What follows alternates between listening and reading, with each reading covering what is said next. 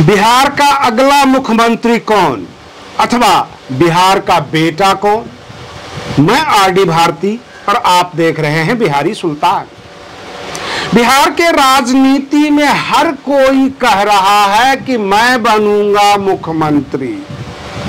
तेजस्वी यादव भी लाइन में है, प्रशांत किशोर भी लाइन में है, कांग्रेसी कार्यकर्ता डॉक्टर कन्हैया कुमार का नाम लेते हैं, मुकेश सहनी अपने आप को डिप्टी सीएम कहते हैं, नीतीश कुमार तो पहले ही मुख्यमंत्री पद पर बैठे हुए हैं। सवाल ये उठता है कि बिहार के राजनीति में असली कौन नकली कौन? तेजस्वी यादव ये कहते हैं एनडीए का मतलब नेशनल दामाद अलायंस, और वो खुद को ये कह रहे हैं कि आप साला को कमजोर मत समझिएगा जीजा जी, साला महाभारत भी करवा देता है, इतिहास साक्षी है। और ये दामाद अलायंस के ऊपर जबरदस्त टीका टिप्पणी होती है। हमारे देश के प्रधानमंत्री जी को क्यों कहना पड़ गया कि हमने बिहार को बहुत कुछ दिया है, अब बिहार के गांव-गांव में जाकर युवाओं को बहुत कुछ देना है।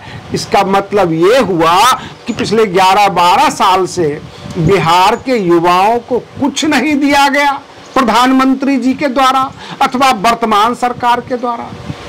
पशुपति पारस जो केंद्रीय मंत्री रह चुके हैं, रामविलास पासवान जी यानी स्वर्गीय रामविलास पासवान जी के छोटे भाई हैं पशुपति पारस, वो ये कहते हैं कि वर्तमान सरकार दलित विरोधी है।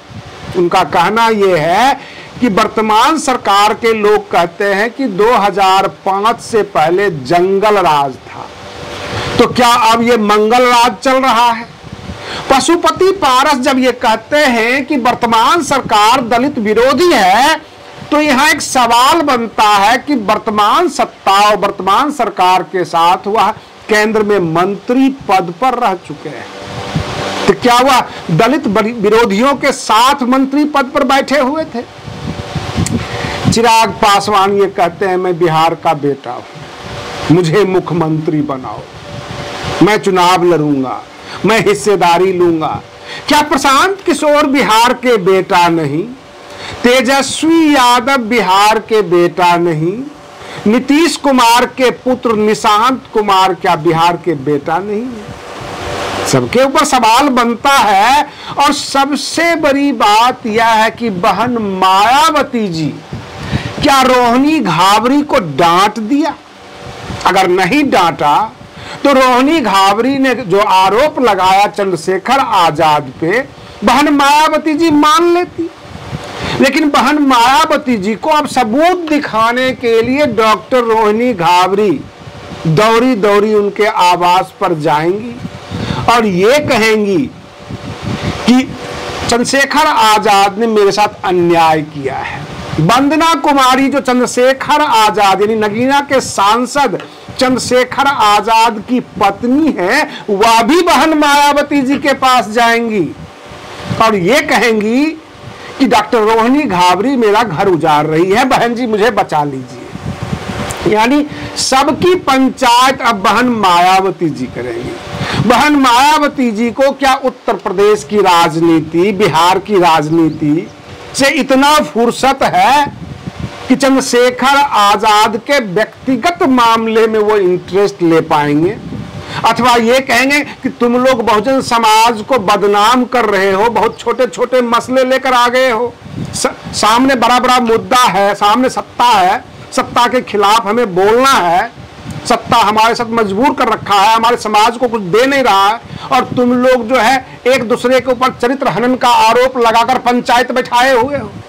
क्योंकि बहन मायावती जी एक छोटे कद की लीडर नहीं है, नेशनल लीडर है, बड़े बड़े इशू पे बात करती हैं, क्या वो इंटरेस्ट लेंगी? ये बहुत सारे मुद्दे निकल कर आए हैं। लेकिन उधर झारखंड की राजनीति में गजब का खेल हो गया है। सीता सोरेन जो दिसोम गुरु श्री शिबू सोरेन यानी पूर्व मुख्यमंत्री शिबू सोरेन और वर्तमान मुख्यमंत्री हेमंत सोरेन के पिताजी शिबू सोरेन की बड़ी बहू हैं, हेमंत सोरेन की बड़ी भाभी है, दिवंगत नेता श्री दुर्गा सोरेन जी की पत्नी है सीता सोरेन, और वो भाजपा में चली गई थी। अब वो वापस लौटेंगी, जेएमएम ज्वाइन करेंगी है। उसके बाद चंपई सोरेन जो झारखंड के पूर्व मुख्यमंत्री रह चुके हैं, जेएमएम के कद्दावर नेता थे, निकलकर भाजपा में चले गए। अब उनका आरोप यह है कि भाजपा में उनको मान सम्मान नहीं मिलता, राज्यसभा में उनको भेजा नहीं, कोई नेता बनाया नहीं, नेता प्रतिपक्ष नहीं बनाया। तो चंपई सोरेन जेएमएम से बगावत करके क्यों गए थे भाजपा में, और भाजपा ने उनको अदना सा बना दिया, उठल्लू बना दिया है। अब वो भाजपा से भागकर वापस गिड़गिड़ाते हुए जेएमएम में आ रहे हैं। यानी जेएमएम झारखंड मुक्ति मोर्चा झारखंड में मजबूत हो रही है, भाजपा कमजोर हो रही है। बिहार के विधानसभा चुनाव में यह पता लग रहा है कि हमारे देश के प्रधानमंत्री जी गांव-गांव घूमेंगे, गांव के युवाओं से मिलेंगे, वोट मांगेंगे। उधर चुनाव आयोग ने कहा कि हमारा नया कानून यह है कि जो भी फोटो वीडियो चुनाव का होगा 45 दिन के बाद उसको डिलीट कर दिया जाएगा। यानी जो भी खेल बक्कर करना है 45 दिन के अंदर ही करना है, जो विरोध करना है, जो सबूत लाना है, सब कुछ 45 दिन के अंदर हो, अथवा वो कह देंगे कि हमने जनप्रतिनिधि कानून के तहत 45 दिनों के बाद इन तमाम चीजों को डिलीट कर देते हैं। तो जाहिर सी बात है कि ईवीएम में पड़े हुए वोट भी डिलीट हो सकते हैं 45 दिन के बाद। यानी 45 दिन के बाद तमाम ईवीएम ब्लैंक हो जाएगा। जो आरोप लगाना है आप 45 दिनों के अंदर लगाएं, जीत हार का फैसला होगा। पीठ ठोक कर चुनाव आयोग किसी को भी जिता सकती है, किसी को भी हरा सकती है। 45 दिनों के बाद तो आप कुछ बिगाड़ भी नहीं सकते। ये हालात है, देश में अराजकता फैली हुई है। और रही बात ये, अमेरिका जो दुनिया का सबसे सुपर पावर है वह मुंह छिपा रहा है, क्योंकि केरल में उसका एक F-35 जहाज लगा हुआ है, उसको भारत के रडार ने ब्लॉक करके गिरा लिया है, यानी उतार लिया है। अब उसके बाद कुछ सूझ ही नहीं रहा है। 2-4 दिन से बहानेबाजी हो रही, लेकिन ज्यादा बहानेबाजी होगी नहीं, पोल खुल जाएगा। भारत का जो टेक्नोलॉजी है काफी एडवांस हो चुका है। आज की तारीख में यूं कहा जाए कि टेक्नोलॉजी के मामले में भारत सुपर पावर है। तो सवाल ये बनता है कि सबके सब खेल खेल रहे हैं। बिहार के राजनीति भी एक बहुत बड़ा खेल बन चुका है, विधानसभा चुनाव। आज के लिए बस इतना ही। आप बने रहिए बिहारी सुल्तान चैनल पर। हम फिर मिलते हैं अगले वीडियो में, तब तक के लिए धन्यवाद।